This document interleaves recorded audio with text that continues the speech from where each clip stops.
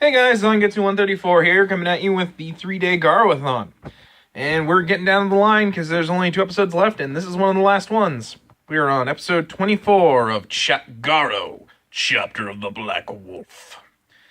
So, last episode, Koga just barely staved off turning into a giant gold wolf monster. And now, after killing Kodama, the watchdogs now want their revenge.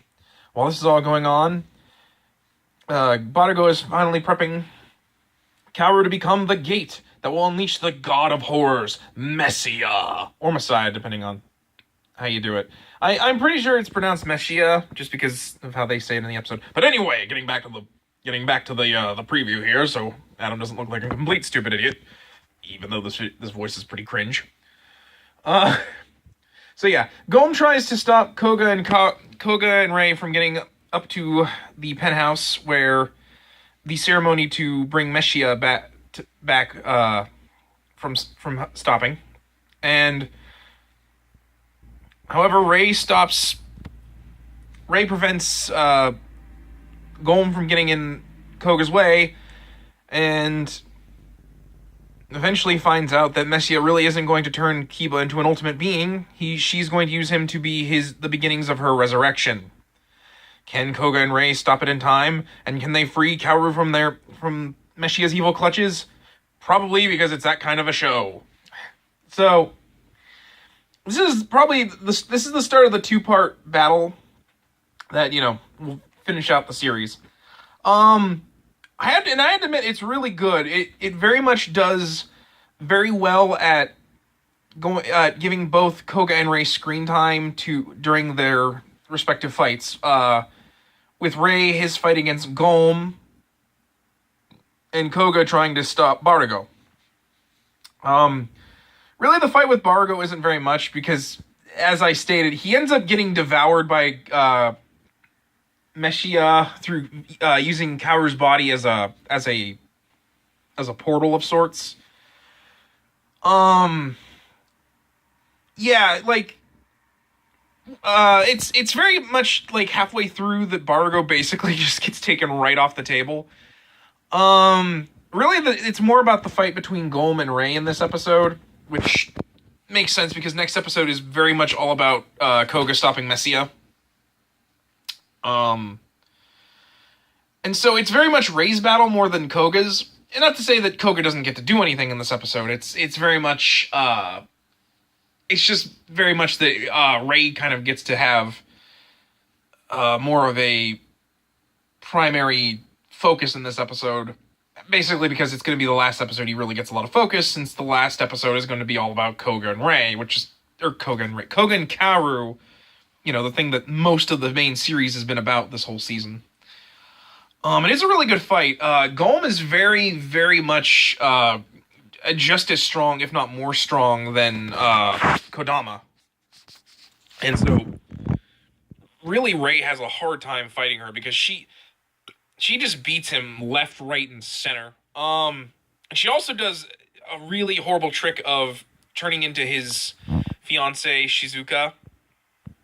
Although Rei figures it out pretty fast, mostly because Shizuka calls him Rei, and he didn't start calling himself that until after she died. And also there's a really great moment with Silva where Gome tries to shoot him with an energy beam through the heart, and Silva blocks it with her body and ends up breaking herself. Don't worry, before anyone asks, she's fine. She's just knocked out for most of the rest of the series until she can get repaired. Because she says, she basically states, when I'm broken, but when you fix me, could you make me prettier? Because Silva's vain like that. And they kind of have this weird sexual thing, that they try to do between Rei and Silva that it's weird. And it never goes anywhere. It's just the thing they do with Silva. So yeah, it's a really good episode. I also really love when Kaoru gets possessed by Messiah. For one, she's in this really neat outfit. it's supposed to be kind of sexy, I guess. But it's basically a white bride outfit to kind of symbolize how Bar goes in all black, and he's basically going to get power from Messia by becoming her husband, sort of a deal. At least I think that was what the symbolism was supposed to be there. But I really like when, because for one, the actor, I think Kaoru's actress is very good. She did get on my nerves, but I don't think it was because of the actress. I think it was more because they wrote her that way, which, you know, points to her. She does pull off being obnoxious as Kaoru. The other is, but like she can do this really deep voice that actually kind of makes her kind of imposing, even though she's like 110 pounds soaking wet, going up against these two trained warriors. But you know, like, and she actually does give Koga and Rei a run for their money before Koga's able to reach Kaoru.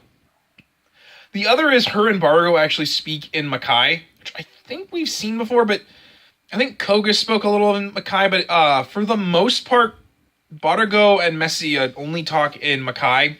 And you'll know because they'll have Japanese subtitles in the video I'm going to, put in. There's Japanese subtitles and there's English subtitles. Those English subtitles are put in there for American speaking audiences from the fan sub.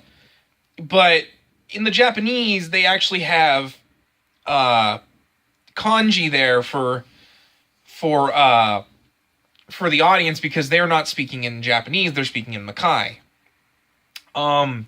It's very rare that you'll see anyone speak in Makai. You'll see the Makai alphabet every once in a while. Particularly at the end of this episode when they go into the Makai realm, there's all sorts of Makai letters in there. But yeah, no, it was really cool, and I actually really like that they that everyone in the cast can do a lot of their own stunts. Especially because you can see that Kaoru's actress actually knows martial arts, or at least knows enough to fake it. But yeah, otherwise, it's a pretty good episode. A lot of the last half of the episode is just set up for the next episode. Particularly Koga absorbing this painting that Kaoru wants to draw that she hasn't yet drawn. That of the GARO armor with wings, which will come into play in the next episode. And the fact that we get to see the Makai realm and Messia herself, who is a giant white goddess-looking woman that does not wear a shirt. Yeah, Messia is topless the rest of the season. Now, like, before you say anything, I do not mind that there is nudity in this show. And for the most part, it's basically just there to kind of play off, like, horror tropes from, like, slasher films and stuff. It really doesn't bother me. But I will admit, I know a lot of people are turned off by that in GARO, even though the nudity is almost non-existent. It's only, like, in certain episodes. Most of the time, there's barely any. And I do get that, like, there is sometimes a little over-sexualization of the horrors, and especially because they mostly prey on women. Although I do think they try, in later seasons, they try to find a balance of having equal men and women horror and horror victims. But otherwise... But yeah, and to be fair, her identity is kind of hinted at a lot, particularly in the opening. Like, when Barugo gets absorbed by Messia, all these, like, white feminine hands crush him and, like, merge together. She's based, I think, off like either a Shinto or Indian religion god, but I'm not entirely sure. I don't really know, and quite frankly, I don't care enough to look up. I'm sorry, I'm not doing research for these vlogs, but yeah, and it already shows that she is dangerous because she is already kicking Garo's butt, and he's using Goten right off the back, and the Garoken's way form. But, yeah. Like I said, it's a very good episode, and it basically ends with the fact that Rei finally gets to be in his armor against Golem in her armored form, which also has nipples. I don't understand why that form has nipples, because She's like a robot, but whatever. Um, and of course, Koga versus Messia. Um, and that's kind of it. It's basically just the start of the fights that will end the season, and giving Koga and Kaoru a little bit more screen time together since they had been separated for most of the last episode.